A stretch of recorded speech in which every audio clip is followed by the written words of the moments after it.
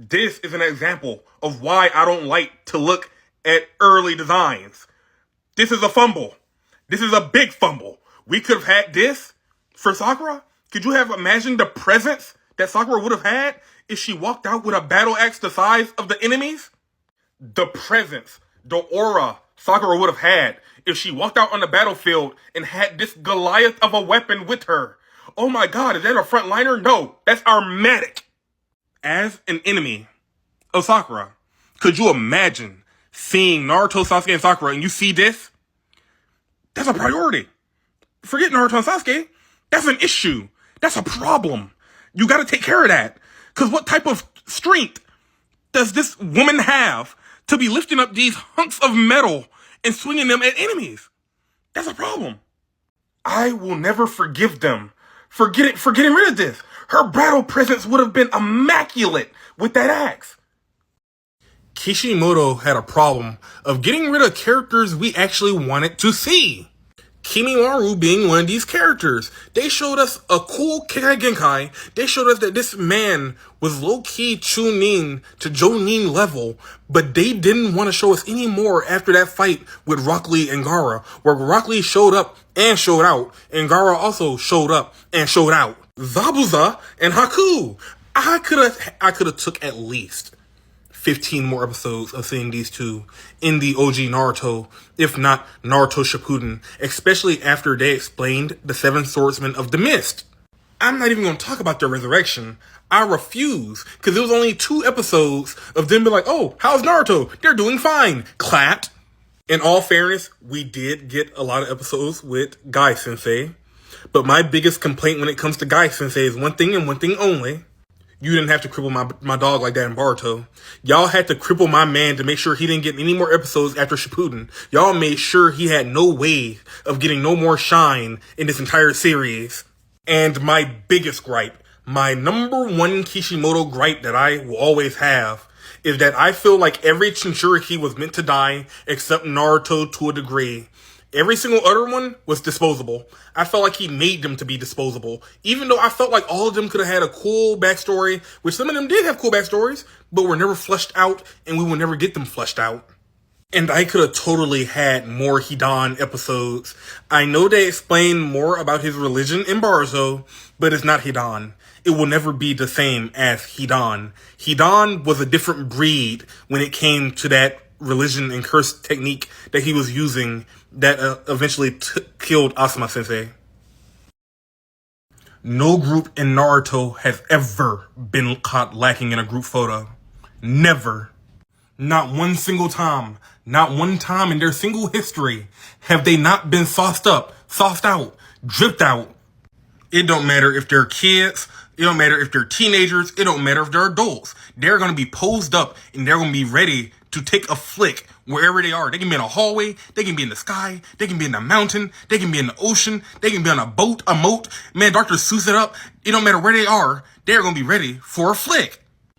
And don't even let me get started on the villain pics. The villain pics are iced out, posed up, and ready for action. These things were no jokes. These panels were no jokes. These illustrations were no joke. Did I even have to bring them up? Did I even have to bring them up? Did I even have to bring them up? I didn't have to bring them up. You already knew who was coming last. You already knew who had the drippiest, the most iced out, the most, man. What else I gotta say? What else I gotta say? Yeah, they do that. They were ready. At the seams, everything, threads, everything. They were ready for a flick. Shout out for Jiraiya, though. Kept him humble for that lesson. We gotta have a real discussion about these 4 characters because they really represented what a Jonin was supposed to be in Naruto. I specifically want to talk about Hayate Gecko. Looks can be deceiving when it comes to this character. Hayate Gecko, ironically enough, advanced to the level of Jonin moderately fast in Naruto. He became a Chunin at 13 due to his advanced sword skills. That being said, he does have one of my favorite moves in all of Naruto, which is Dance of the Crescent Moon / or just called Dance of the Crescent Moon. And do not let his sickly appearance deter you from his actual skill set. He was one of the Jonins during the Sand Attack raid in the village that gave his life against a very powerful foe to protect the village and everybody in it. He was also one of the Leaf Jonins brought back during the Fourth Great Ninja War that was causing major problems on enemy lines for the Hidden Leaf or the Alliance. And the most important fact, he had mad game. He didn't airball not once in his entire life. He had nothing but net in everything he did. I can complain about a lot of characters from Naruto being fumbled, dropped like an egg out of the basket, but I will never complain about Genma. Genma was so cold, he was in other people's solo shots looking colder than them. I don't think we ever seen Genma stressed out point blank period. Whenever you see Genma, he is the chillest guy on the screen and also the deadliest guy on the screen at the same time. I concluded he came out the womb nonchalant. Cause look at him, not a stress in the world even as a child. He was just chilling. Same toothpick in mouth. The same toothpick he used probably to spit out that Kurenai that the Sand Ninja threw at him. He blocked a Kurenai with a toothpick. Think about that. They threw a metal object at him. And he spit a toothpick out to block it. That being said, Genma and his entire little clique here were all underrated at the same time. Underrated yet underappreciated. But at the same time, they were still kind of OP because Jonins in general were just OP. But you know what though? When it comes to that entire group, even though they are cold individually and they completed more than thousands of missions individually, when you put them together, they're the coldest thing in Naruto, hands down. Naruto has a lot of fumbles in it, okay? Naruto has a lot of fuck-ups. We can all agree on that. But I think the one that I always think about is how they misused Zabuza in the beginning of Naruto. You're telling me one of the 7 swordsmen of the mist, one of the 7 swordsmen capable of fighting toe-to-toe with Jonin level ninjas, on the average, they're above Jonin level even. Hell, you can say all 7 of them together were capable of taking out Kage. And you're telling me he got beat by 3 amateurs and Kakashi. But I mean, that's Mr. Worldwide. That's Kakashi though. We can understand Kakashi.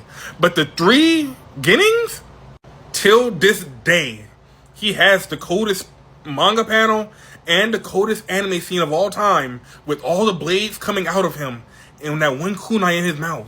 He goes to kill the land mogul single-handedly with one stroke, flinging him off the bridge. Best scene ever. Not to mention, he had one of the most heartfelt moments in all of Naruto when he asked him to bring his body to Haku so he could see Haku one last time before he passed away. People are just realizing that Jiraiya didn't have a wart on his nose in the manga. It was a nose piercing in the manga. Now, let me get more into this topic. It ain't nothing bad per se, but it's one of them things where in the anime, it looked more like a wart. Why did it look more like a wart? 9 times out of 10, it looked more like a wart because of his toad powers. Censorship. Mangas tend to have more leeway than anime. Anime is going to be portrayed to a more broad audience that you can't really control who watches, kids or adults. That being said, they didn't put the nose piercing in anime, most likely because of censorship in Japan. And let's get the biggest thing out of the way. Jiraiya was portrayed as a playboy. He was canonically fine. He was canonically sexy as fuck. That's just the way it was. And part of his portrayal was, well, him looking untraditional. Him looking very untraditional. The lines on his cheeks, the piercing, the things he wore, the way he presented himself, the way he spoke, the way he fought. Everything about Jiraiya was Jiraiya. And every couple years, the same post or topic gets brought up in the community. That's not a wart. That's a piercing. In the manga. In the anime, that is a wart or a hole healed over from said piercing. Now you know. Sasuke with a flute is the most ethereal image I can ever look at when it comes to Naruto. Like, why he so clean though? Why he so clean though? I keep thinking about that one Naruto ending with the flute. Wait a minute, I got something for you. Hey Naruto, where's Sasuke at? He's just practicing the flute. When did he start playing the flute? I don't know, but he's pretty good at it.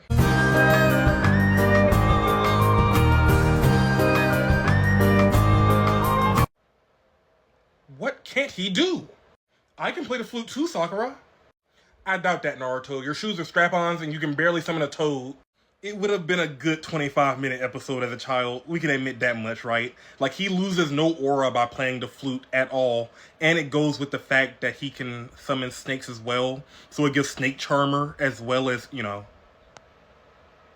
What more do I need to say? This was my first time doing a skit. Show me some love if you want more. That being said,